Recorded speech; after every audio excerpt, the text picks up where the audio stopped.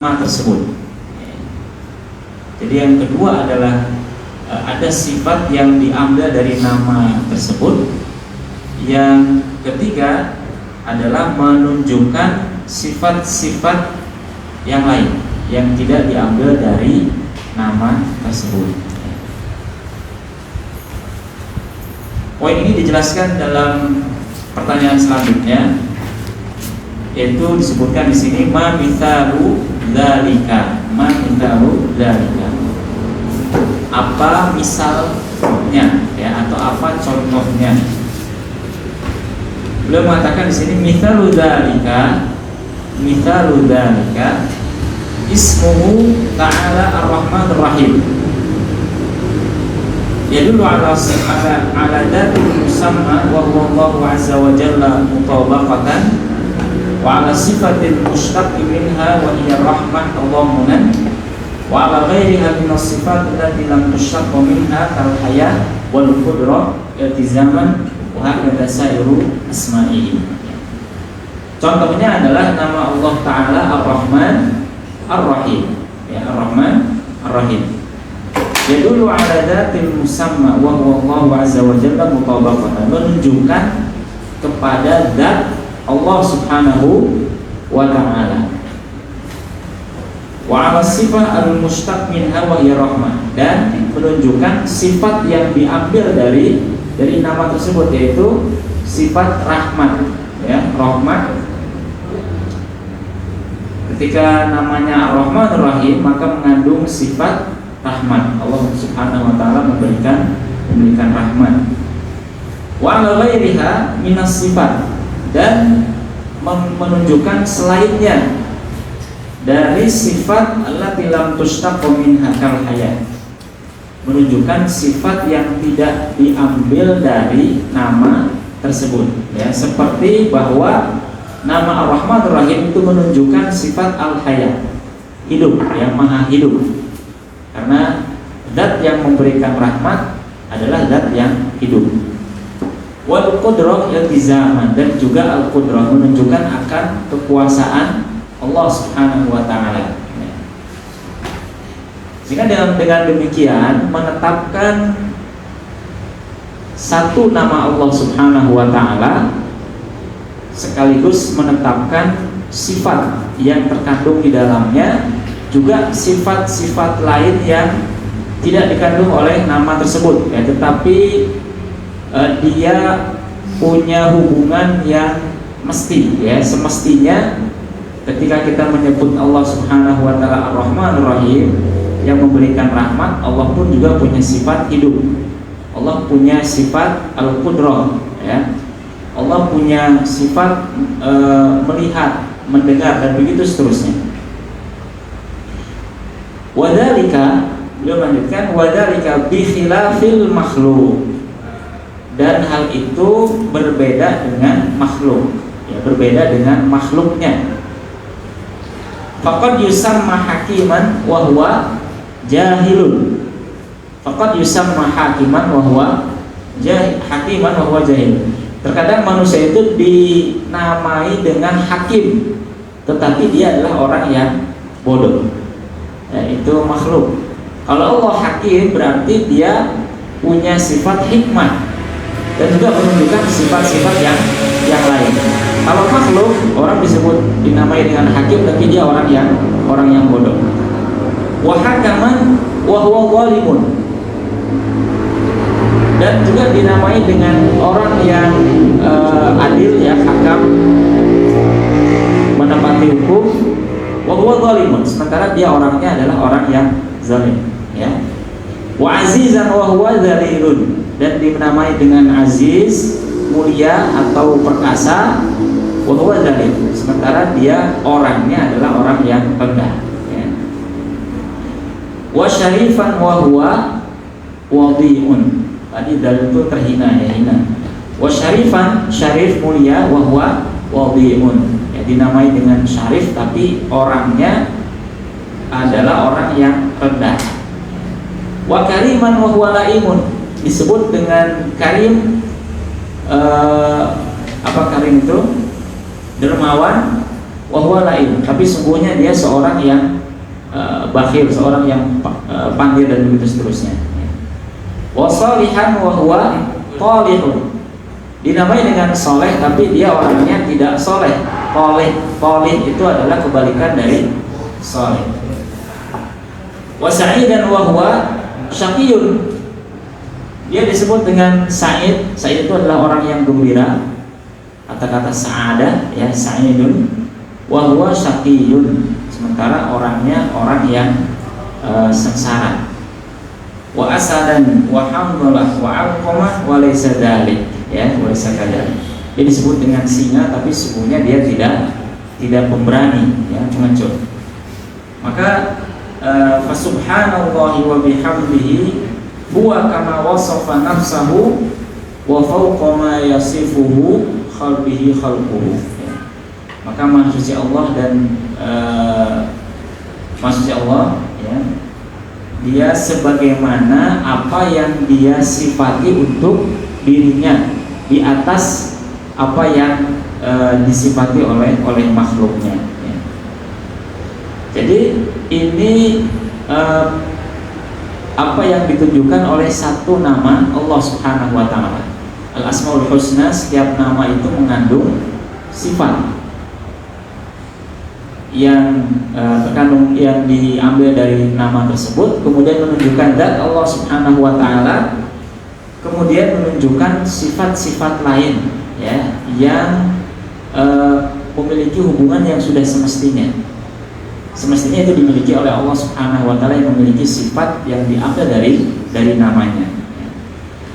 Maka inilah cara kita memahami, cara kita mengimani asma dan sifat Allah Subhanahu wa taala. Setiap nama Allah mengandung sifat, ya, maka jumlah sifat Allah Subhanahu wa taala itu bisa melebihi jumlah asma Allah Subhanahu wa ta'ala, ya, karena ada sifat lain nanti, sifat yang berupa perbuatan Allah Subhanahu wa ta'ala tidak ada namanya, ya, tapi Allah SWT memiliki sifat itu. Pertanyaan berikutnya, ala kam kismin dalalatul asmaul husna min jihatit tadammun, terbagi kepada berapa macamkah bahwa Asmaul Husna itu menunjukkan sifat Allah Subhanahu wa taala yang diambil dari nama tersebut, ya. Jadi bagian yang kedua dari pembagian Asmaul Husna tadi menunjukkan ada 3 hal. Ini terbagi lagi menjadi empat hal, ya. Dia ala arba'ati aqsam. Hal itu terbagi menjadi empat bagian. Al-awwalu, yang pertama, al-ismul alam al-mutadammin li jami'i ma'anil asma'il husna wa huwa Allah. Wa lihada ta'til asma'u jami'uha sifatin lahu. Yang pertama adalah menunjukkan nama, ya, menunjukkan nama yang mengandung seluruh al-mutadammin li jami'i ma'an asma'il husna, yang mengandung seluruh makna asmaul husna, yaitu nama tersebut adalah nama Allah. Jadi Allah, setiap nama Allah Subhanahu wa taala itu menunjukkan kepada satu nama, yaitu Allah. Dan Allah ini meliputi seluruh makna al-asma al-husna. Maka seluruh nama Allah Subhanahu wa taala, Asmaul Husna, itu mengikuti atau mensifati nama Allah Subhanahu wa taala. Jadi Allah, lafaz Allah disifati oleh semua asma al-husna dan bukan sebaliknya, ya, bukan sebaliknya. Maka dalam surat Al-Hasyr yang sebelumnya sempat kita baca, Allah mengatakan wallahul khaliqul bari'ul musawwiru lahul asmaul husna. Jadi Allah disifati dengan nama-nama al-husna, al-asma al-husna, bukan sebaliknya. Ini yang pertama. Jadi yang pertama adalah bahwa Asmaul Husna min jihatit tadammun, ya, dari sisi dia mengandung sifat yang diambil dari nama itu menunjukkan akan al-ismul alam, yaitu nama Allah Subhanahu wa taala. Yang kedua, ats-tsani ma yatadammanu sifat dzatillahi azza wa jalla, yaitu mengandung sifat zat Allah azza wa jalla. Ada sifat yang menunjukkan zat Allah subhanahu wa ta'ala, nanti ada sifat yang menunjukkan fi'il, ya, perbuatan Allah subhanahu wa ta'ala. Kasmihi ta'ala as-sami, seperti namanya yaitu as-sami, yang maha mendengar. Al-mutadammin sam'ahul wasi' jami'al aswat, yang meliputi pendengaran Allah Subhanahu wa taala. Jadi pendengaran itu zat, ya, disebut dengan sifat zat, yang meliputi seluruh suara, baik yang sirroha wa alaniyataha, baik yang tersembunyi atau yang diam, ya, tersembunyi, atau yang terang-terangan, suara yang tersembunyi ataupun suara yang terang-terangan. Jadi nama Allah SWT As-Sami itu mengandung atau meliputi pendengaran Allah Subhanahu wa taala. Nah, pendengarannya adalah zat Allah Subhanahu wa taala. Sehingga kalimat sebelumnya disampaikan oleh para ulama, ketika kita berbicara tentang sifat, kita juga berbicara tentang zat Allah Subhanahu wa taala. Ketika sifat ini dihilangkan, maka menghilangkan salah satu zat Allah Subhanahu wa taala. Kenapa? Karena ini adalah sifat zatnya Allah Subhanahu wa taala. Ya. Wasmuhul basir, dan namanya al-basir, maha melihat, al-mutadammin basaruhu an-nafid fi jami'il mubsarat sawa'an daqiqaha wa jalilah, ya, daqiqiha wa jalilah. Namanya al-basir, maha melihat, itu meliputi penglihatan Allah Subhanahu wa taala, yang meliputi seluruh makhluk yang terlihat, yang detail, yang kecil maupun yang jelas, yang besar, ya. Penglihatan Allah Subhanahu wa taala adalah zat Allah Subhanahu wa taala, ya. Mendengarnya yaitu perbuatan Allah Subhanahu wa taala, tapi pendengarannya itu, penglihatannya adalah zat Allah Subhanahu wa taala. Jadi nama Allah Subhanahu wa taala meliputi sifat zat. Ya, pertama tadi nama yaitu Allah, yang kedua adalah meliputi sifat zat Allah Subhanahu wa ta'ala. Wasmuhul alim, dan namanya maha mengetahui, al-mutadammin ilmahu al-fuhid, ya, yang meliputi ilmunya yang meliputi alladzi la ya'zubu anhu mithqalu dzarratin fis samawati wala fil ardi wala asgharu min dzalika wala akbar. Tidak ada yang tersembunyi seberat biji sawi pun di langit dan di bumi, atau yang lebih kecil dari itu atau yang lebih besar dari itu, ya. Wasmuhul qadir, dan namanya al-qadir, maha kuasa, meliputi qudratahu ala kulli syai'in, yang meliputi segala sesuatu, meliputi kekuasaannya atas segala sesuatu, baik mengadakan, menciptakan, atau meniadakan, atau selain itu, ya. Maka qudrahnya itu adalah sifat zat Allah Subhanahu wa ta'ala. Ini yang kedua. Jadi yang pertama tadi adalah menunjukkan al-ismul a'lam, nama, ya, nama Allah Subhanahu wa ta'ala, di mana seluruh asma al-husna itu sifat bagi nama Allah Subhanahu wa ta'ala. Kemudian yang kedua adalah mengandung sifat zat Allah Subhanahu wa ta'ala, ya. Yang ketiga, ma yatadammanu sifat fi'lillah, apa yang meliputi sifat fi'il, sifat perbuatan Allah Subhanahu wa taala. Jadi ada sifat dzat, ada sifat fi'il, ya.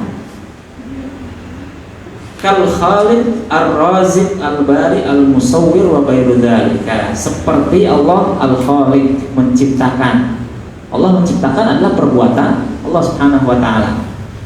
Ar-Raziq, Allah yang memberikan rezeki, itu adalah perbuatan Allah Subhanahu wa taala. Sifat fi'il, sifat perbuatan Allah Subhanahu wa taala.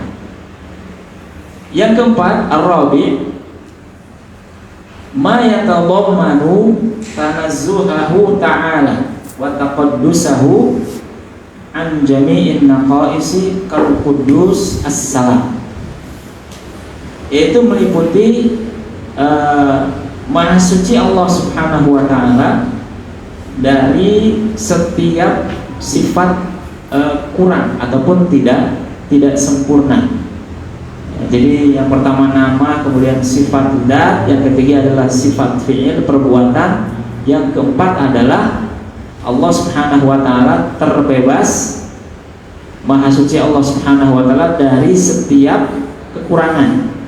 Ya, dari setiap kekurangan, dari setiap aib dalam zat dan fi'il Allah Subhanahu wa taala ataupun dalam asma Allah Subhanahu wa taala. Tidak ada satupun kekurangan, tidak ada satupun aib dalam zat dan perbuatan Allah Subhanahu wa taala. Maka makhluk Allah Subhanahu wa taala itu adalah ciptaan Allah Subhanahu wa taala yang sempurna.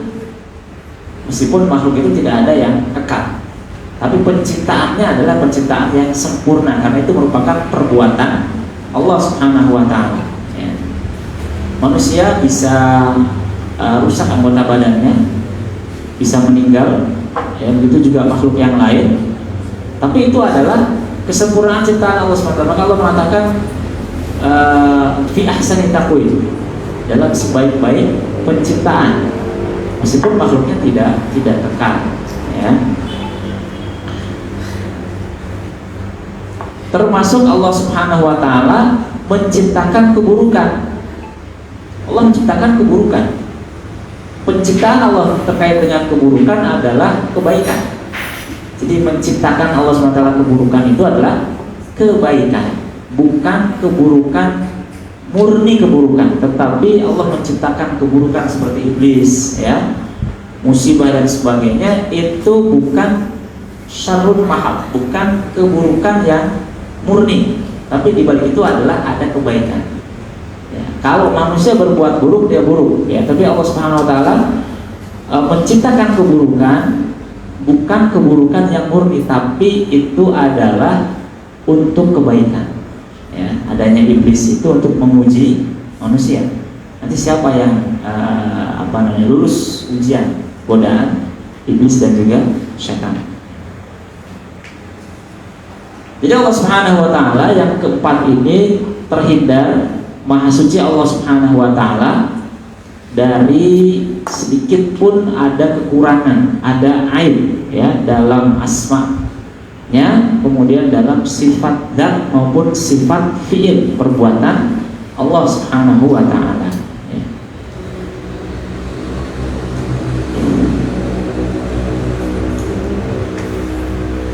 Pertanyaan berikutnya adalah,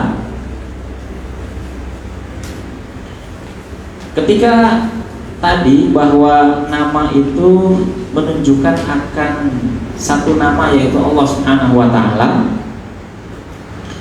maka bagaimana penjelasannya, atau apa macam-macam dari bahwa asma Allah Subhanahu wa taala itu menunjukkan satu nama, yaitu Allah Subhanahu wa taala, ya.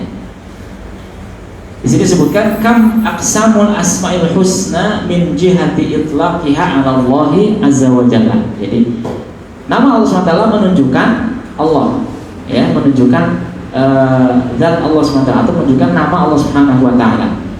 Dan ini ada beberapa macam. Ya, ada beberapa macam hal itu yang kita dapatkan, ya. Jawabannya minha ma yutlaqu 'ala Allahi mufradan. Di antara nama itu ada yang dimutlakan, ya, dinamakan, disebutkan untuk Allah Subhanahu wa taala secara sendiri. Au ma'a ghairihi, atau disertakan dengan nama yang lain. Jadi ada satu nama yang disebutkan untuk Allah Subhanahu wa taala sendiri.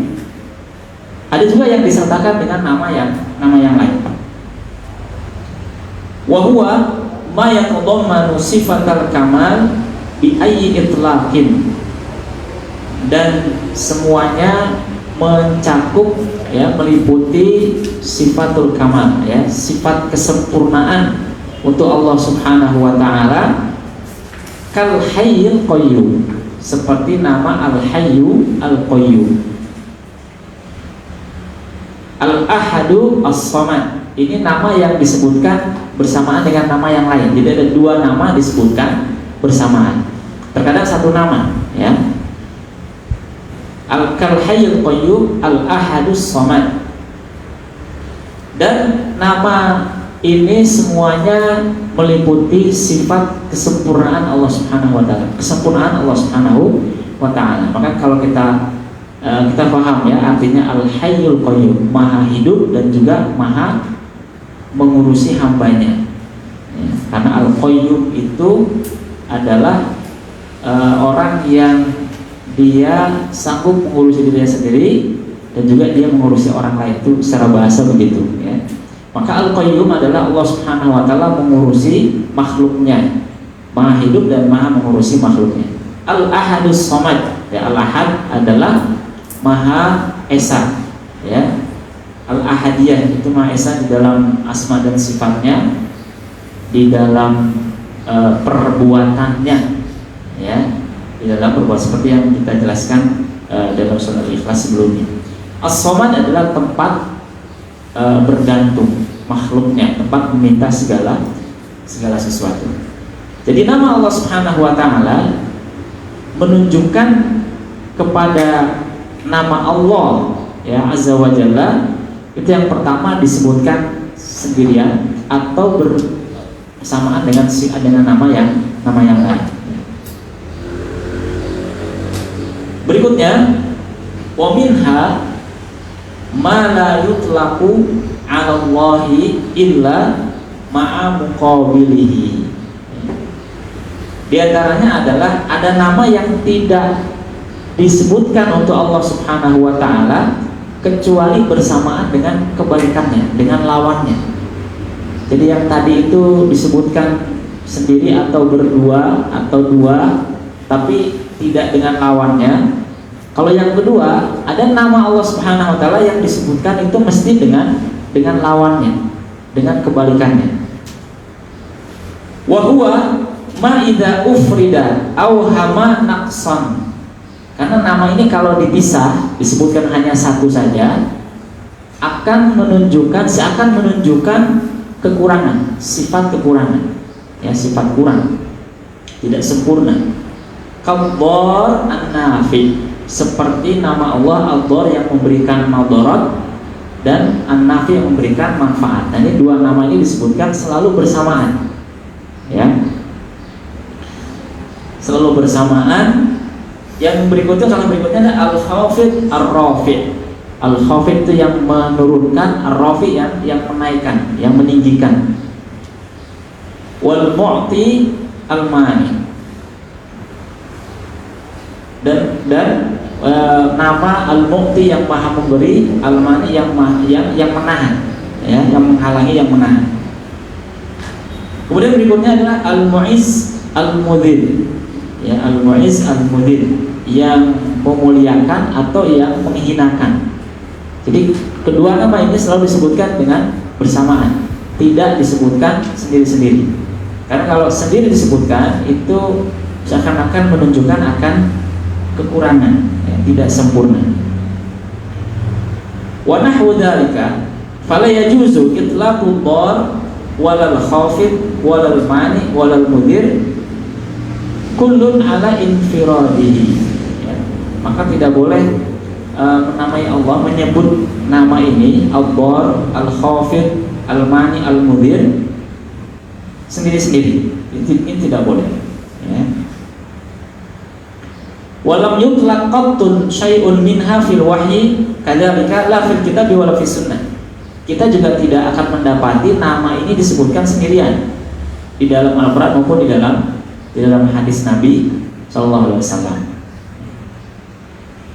Wa min dzalika ismuhu ta'ala Al-Muntaqim. Di antara contohnya adalah nama Allah berupa Al-Muntaqim. Al-Muntaqim itu artinya adalah yang membalas dendam, yang membalas, itu namanya Al-Muntaqim. Al-Intiqam itu namanya membalas dendam, ya. Intiqam itu adalah membalas dendam. Maka nama Allah Al-Muntaqim lam yutlaq fil Qur'ani illa ma'a muta'alliqihi. Tidak disebutkan dalam Al-Qur'an kecuali dengan sesuatu yang terkait dengan hal itu, ya. Kaqaulihi ta'ala, seperti firman Allah SWT, inna minal mujrimina muntaqimun. Sesungguhnya kami dari orang-orang yang berbuat dosa akan melakukan pembalasan. Itu artinya begitu, ya. Maka muntaqimun atau al-muntaqim ini tidak disebutkan sendirian, tapi disebutkan dengan sesuatu yang menjadi keterkaitan dengan balas dendam itu, ya.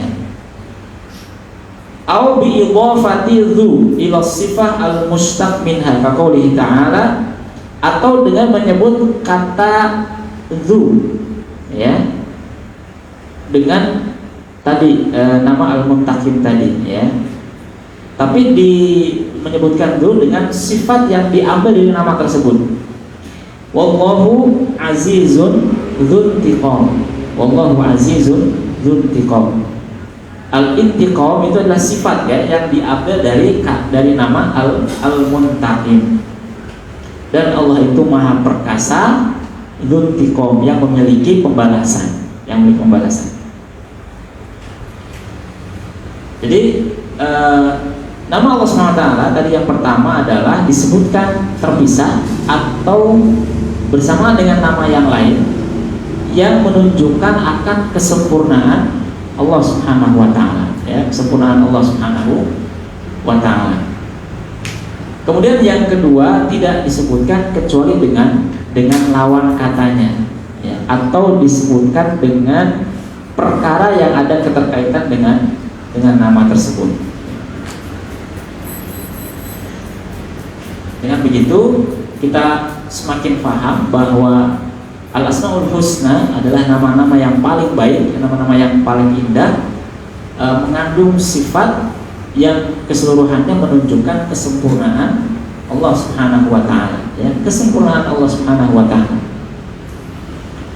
Bahkan dari penyebutan, maka nama-nama yang kalau sendirian itu bisa memberikan arti tidak sempurna, tidak boleh disebutkan sendirian, harus dibarengi dengan lawan katanya. Pertanyaan berikutnya, di sini penulis akan menjelaskan lebih rinci perbedaan antara sifat dzat dengan sifat fi'il, ya. Beliau mengatakan taqaddama anna sifatillahi ta'ala minha dzatiyah wa fi'li. Fama mithalu sifati dzati minal kitabi was sunnah. Telah dijelaskan sebelumnya bahwa sifat Allah itu terbagi menjadi dua. Ada sifat dzatiyah yang merupakan zat Allah Subhanahu wa taala, ada sifat fi'liyah, ada sifat yang berupa perbuatan Allah Subhanahu wa taala. Fama mithalu sifati dzati minal kitab, maka apa misal, apa contoh sifat dzat dari Al-Qur'an. Nah, kita akan melihat contohnya di dalam Al-Qur'an, apa sajakah yang merupakan sifat dzat Allah Subhanahu wa taala. Mithalu qaulihi ta'ala, atau mithlu qaulihi ta'ala, bal yadahu mabsuqatan. Akan tetapi kedua tangannya terbuka, ya kan? Tapi kedua tangannya terbuka, ya, terbuka, bukan terkunci atau tertahan sehingga menunjukkan sifat Allah itu fakir, tidak punya, Allah itu bakhil, seperti perkataan orang Yahudi, ya. Juga firman Allah Subhanahu wa taala, kullu syai'in halikun illa wajhah. Segala sesuatu akan binasa kecuali wajah Allah Subhanahu wa taala. Ya, ini sifat dzat. Juga ayat yang berikutnya, wa yabqa wajhu rabbika dzul jalali wal ikram, dan akan kekal, ya, dan akan kekal wajah Rabbmu dzul jalali wal ikram, ya. Kemudian juga ayat berikutnya dalam surat Thaha ayat ke-39, walitusna'a ala aini, dan engkau akan diasuh di bawah pengawasanku. Walitusna'a ala aini, ya, diasuh dalam pengawasanku, mata, ya, pengawasan Allah Subhanahu wa taala. Penglihatan Allah Subhanahu wa taala, ini adalah zat Allah Subhanahu wa taala. Juga firman Allah Subhanahu wa taala, absir bihi wa asmi. Absir bihi wa asmi, ini kalimat ta'jub, ya, kalimat yang menunjukkan takjub, yang artinya betapa terang penglihatannya dan juga betapa tajam pendengarannya. Ya, jadi penglihatannya itu meliputi segala sesuatu, tidak ada yang tersembunyi. Kemudian juga pendengarannya juga meliputi segala sesuatu, segala suara, tidak ada yang terhalang dari pendengaran Allah Subhanahu wa taala. Ya. Kemudian ayat yang lain, innani ma'akuma asma'u wa ara. Ya, sungguhnya aku bersama dengan kalian berdua mendengar dan melihat, ya, mendengar dan melihat. Kemudian ayat berikutnya, ya'lamu ma baina aydihim wa ma khalfahum wa la yuhituna bihi ilma. Allah mengetahui apa yang ada di depan mereka dan juga apa yang di belakang mereka, dan mereka sekalipun tidak meliputi ilmu Allah Subhanahu wa taala. Allah memiliki al-ilmu, ya, sifat ilmu. Wa kallamallahu Musa taklima, dan Allah Subhanahu wa taala berbicara kepada Musa dengan secara langsung, ya. Maka berbicaranya Allah Subhanahu wa taala ini adalah zat Allah Subhanahu wa taala, ya. Allah Subhanahu wa taala berbicara kepada Musa adalah zat, ya, dan sifat berbicara ini mengandung dua hal, ya, sifat zat Allah Subhanahu wa taala dan juga sifat fi'il, perbuatan Allah Subhanahu wa taala, karena Allah Subhanahu wa taala masih berbicara sesuai dengan kehendak Allah Subhanahu wa taala. Makanya kita boleh mengucapkan yaqulullahu subhanahu wa ta'ala. Yaqul itu adalah fi'il mudhari yang menunjukkan masa sekarang dan yang akan datang. Makanya kita boleh mengatakan qala Allahu azza wa jalla atau qala Allahu ta'ala. Boleh juga mengatakan yaqulullahu tabaraka wa ta'ala. Kenapa? Karena Allah Subhanahu wa ta'ala punya sifat berbicara, zatnya dan juga perbuatannya. Sampai sekarang Allah berbicara sesuai dengan yang Dia kehendaki. Tapi kalau kita menyebutkan yang berbicara dari Nabi Muhammad SAW, kita mengatakannya qala Rasulullah SAW, bukan yaqulu Rasulullah SAW, karena Nabi sudah wafat, sudah meninggal, ya, sudah tidak berbicara lagi di dunia, ya. Makanya itu perbedaannya. Kemudian ayat yang berikutnya, wa id nada rabbuka Musa ani'til qaumadh dhalimin, dan ketika ataupun tatkala Rabbuh menyeru Musa, hendaknya Anda mendatangi kaum yang zalim, ya, Firaun dan tentaranya.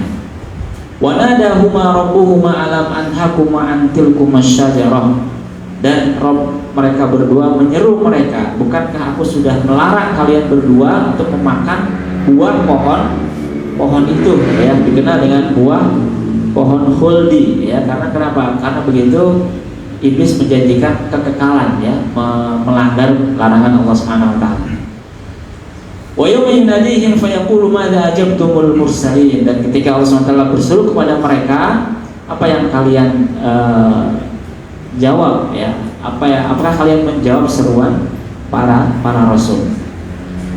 Ini contoh-contoh sifat zat Allah Subhanahu wa taala yang disebutkan di dalam Al-Qur'an. Ada tangan, ada wajah, ya, ada pendengaran, ada penglihatan, ada ilmu Allah Subhanahu wa taala. Ada Allah Subhanahu wa taala berbicara kepada para malaikatnya, kepada hambanya, ya. Dan itu menunjukkan akan sifat zat Allah Subhanahu wa taala. Adapun berbicara Allah Subhanahu wa taala menunjukkan sifat zat, juga menunjukkan sifat perbuatan Allah Subhanahu wa taala, ya. Pertanyaan berikutnya, apa mithalu sifat zat minas sunnah? Apa contoh-contoh sifat zat dari hadis Nabi sallallahu alaihi wasallam? Kaqaulihi sallallahu alaihi wasallam, seperti sabda Nabi SAW, hijabuhu an-nur. Hijabnya adalah cahaya. Hijabnya makhluk dari memandang wajah Allah SWT itu adalah cahaya. Lau kasyafahu, seandainya Allah SWT menyingkap tabir ini, la ahraqat subuhatu wajhihi mantaha ilaihi basaruhu min khalqihi. Kalau Allah menyingkap cahaya hijabnya ini, maka cahaya wajahnya akan membakar seluruh makhluk sejauh mata memandangnya Allah Subhanahu wa taala, ya. Makanya di dunia tidak ada seorang pun yang bisa melihat wajah Allah Subhanahu wa taala, ya. Hatta Nabi pun yang rajih adalah, setahu saya yang rajih adalah Nabi tidak melihat Allah Subhanahu wa taala ketika Isra Mi'raj, Allah a'lam bishawab, ya. Kemudian hadis berikutnya adalah yaminullahi mal'a la taghidduha nafaqatun saha'ul laili wan nahar. Tangan Allah itu, tangan kanan Allah SWT itu adalah penuh, ya, berisi karunia, kenikmatan. La taghidduha nafaqatun, tidak akan berkurang dengan nafaqah, dengan Allah SWT memberikan kenikmatan yang dia miliki. Sahaul laili wan nahar, Allah itu dermawan di siang hari dan juga di malam hari. Ara'aitum ma anfaqa mundu khalaqas samawati wal ardh. Ya. Lihatlah apa yang Allah SWT berikan kepada makhluknya, infakkan kepada makhluknya sejak dia menciptakan langit dan bumi. Ya, Allah menyediakan segala sesuatu untuk makhluk-makhluknya, menyiapkan rezeki untuk mereka. Entah itu manusia, hewan melata, ya, hewan yang terbang, yang di lautan dan begitu seterusnya. Fa innahu lam yaghid ma fi yaminihi. Tidak ada sedikit pun yang berkurang apa yang ada di tangan kanan Allah Subhanahu wa taala. Ini berarti sifat zat tangan kanan Allah Subhanahu wa taala. Wa arshuhu 'alal ma, dan arasnya di atas air. Wa biyadihi al-ukhra al-faid aw al-qabdu yarfa'u wa yakhfidu, ya, dan di tangannya yang lain itu ada genggaman, ya, yang mengangkat, meninggikan ataupun merendahkan. Wa fi hadits Dajjal innallaha la yakhfa 'alaikum innallaha laisa bi'a'war. Sungguhnya Allah itu tidak tersembunyi dari kalian, ya. Jadi kalian itu mengenal Allah SWT dari asma dan sifatnya, ya. Allah itu bukan zat yang tidak dikenal oleh makhluknya.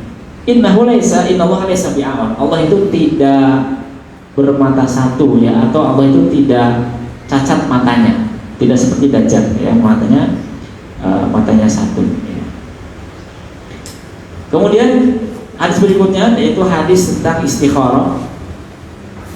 di mana Nabi SAW mengajarkan para sahabatnya untuk istikharah dalam setiap urusan yang kecil, urusan yang besar. Nabi mengajarkan untuk istikharah. Allahumma inni astakhiruka bi'ilmika wa astaqdiruka biqudratika wa as'aluka min fadlika al-'azim fa innaka taqdiru wa la aqdir wa ta'lamu wa la a'lamu wa anta 'allamul ghuyub. Di sini menyebutkan ilmu Allah Subhanahu wa taala, menyebutkan qudrah, ya, kuasa Allah Subhanahu wa taala, dan juga menyebutkan bahwasanya Allah Taala 'allamul ghuyub, yang maha mengetahui perkara yang gaib. Kemudian hadis berikutnya, innakum la tad'una as-samma wa la ghaiban, tad'una sami'an basiran qariban. Sungguhnya kalian tidak menyeru zat yang tuli dan juga zat yang tidak ada, ya, yang gaib. Sungguhnya kalian menyeru zat yang maha mendengar, maha melihat, dan juga maha dekat dengan hamba-hambanya, ya. Allah mengatakan, walaqad khalaqnal insana wa nahnu aqrabu ilaihi min hablil warid, ya, maka kami lebih dekat kepada makhluk itu daripada urat lehernya, urat nadinya, lehernya. Allah SWT ketika orang sholat, Allah itu baina yadayil musalli, Allah di hadapan orang yang sholat, ya, sehingga kita sholat itu sedang menghadap kepada Allah Subhanahu wa taala, ya. Makanya di situ ketika sujud disunahkan untuk berdoa, sungguh-sungguh dalam berdoa. Fastahidu fihi bid-du'a, sungguh-sungguh dalam berdoa. Faqaminun an yustajaba lakum, maka hampir saja atau bisa dipastikan doa itu akan dikabulkan oleh Allah Subhanahu wa taala, ya. Makanya juga di dalam depan orang yang sholat tidak boleh ada yang mengganggu kekhusyuan sholat. Kenapa? Karena Allah SWT ada di hadapan orang yang sholat, ya. Tidak boleh ada gambar, tidak boleh ada sesuatu yang menghalangi pandangan dia untuk khusyuk, ya. Tidak boleh ada yang mengganggu orang yang sholat. Tulisan-tulisan yang bisa mengganggu sholat di belakang baju kita itu tidak boleh. Kenapa? Karena Allah di hadapan orang yang sholat.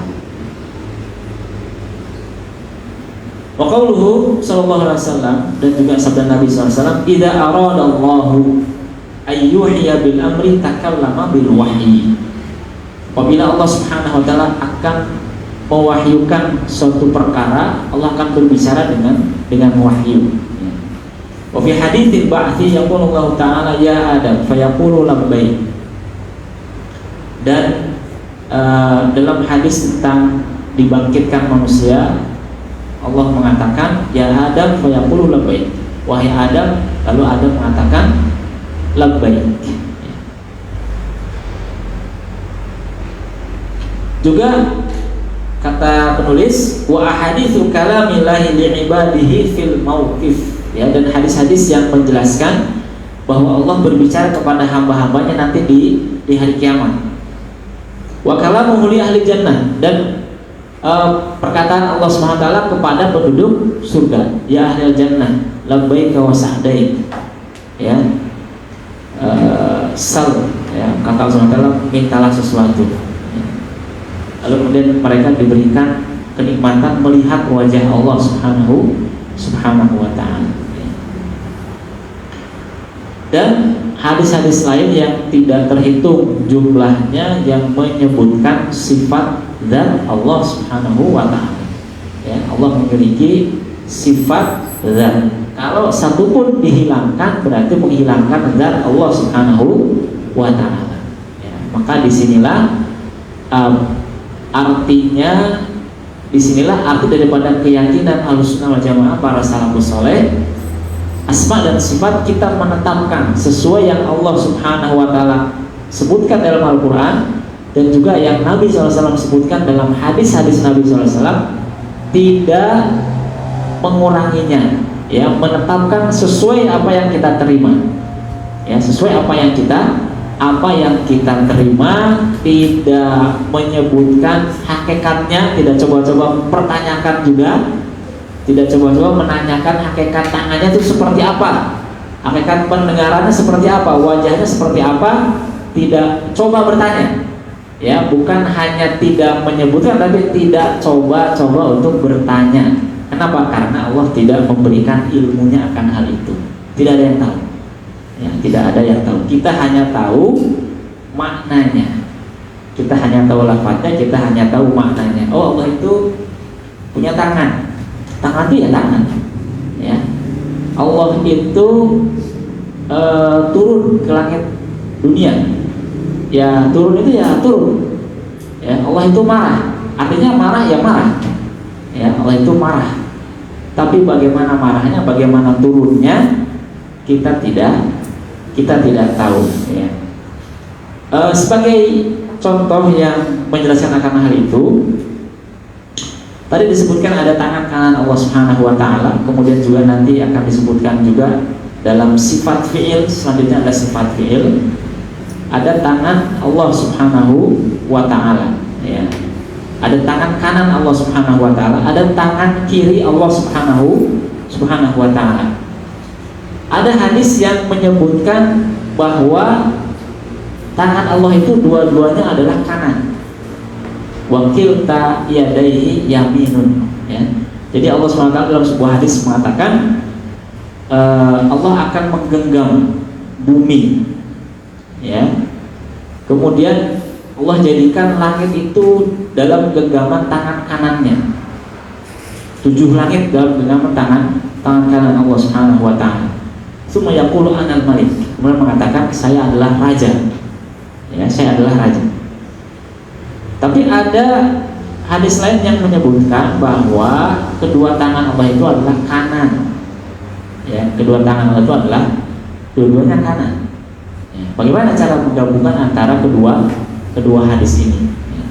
Para ulama mengatakan bahwa tangan Allah itu kanan dan kiri, yang kanan dan kiri, yang menunjukkan bahwa ya tangan itu ya tangan, ada tangan kanan, ada tangan kiri, ya. Kenapa Nabi menyebutkan dalam hadis yang sahih juga, dua-duanya adalah sahih, bahwa tangan Allah itu keduanya adalah kanan? Karena ingin menjelaskan bahwa tangan kiri Allah Subhanahu wa taala itu, atau tangan kanan dan kiri itu semuanya mengandung kebaikan, rahmat, juga berkah, keberkahan. Tidak seperti tangan kirinya makhluk ataupun manusia yang memiliki banyak kekurangan. Tangan kiri kita ini kekurangan, ya. Tangan kanan mudah untuk menulis, tapi tangan kiri tidak bisa menulis, ya. Tangan kanan lebih kuat dalam mengangkat atau menjinjing dan sebagainya. Tangan kiri kita lebih lemah daripada tangan kanan kita, ya. Tangan kanan kita untuk hal-hal yang baik, tangan kiri kita untuk hal yang tidak baik, ya. Artinya untuk beristinja dan sebagainya itu menggunakan tangan kiri, ya. Nah, agar supaya tidak ada anggapan bahwa tangan kiri Allah itu seperti tangan kirinya manusia, Nabi mengatakan wakilta yadaihi yamin, ya, dan kedua tangannya adalah kanan. Artinya adalah mengandung kesempurnaan, mengandung kebaikan, mengandung rahmat, mengandung keberkahan, ya, mengandung keberkahan. Itu bukan mentafsirkan tangan kiri Allah Subhanahu wa taala, ya, tetapi adalah menyebutkan pengertian, ya, menyebutkan pengertian dari kedua hadis yang dijelaskan oleh Rasulullah SAW dalam menjelaskan sifat zat Allah Subhanahu wa taala. Barangkali ini yang bisa kita bahas pada siang hari ini. Saya ulas sedikit, ya, bahwa di antara kesempurnaan asma al-husna Allah Subhanahu wa taala menunjukkan akan nama, yaitu Allah Subhanahu wa taala, juga menunjukkan sifat zat, ya, sifat zat Allah Subhanahu wa taala, juga menunjukkan sifat fi'il atau perbuatan Allah Subhanahu wa taala, sekaligus menyucikan Allah Subhanahu wa taala dari kekurangan, dari ketidaksempurnaan, dari aib.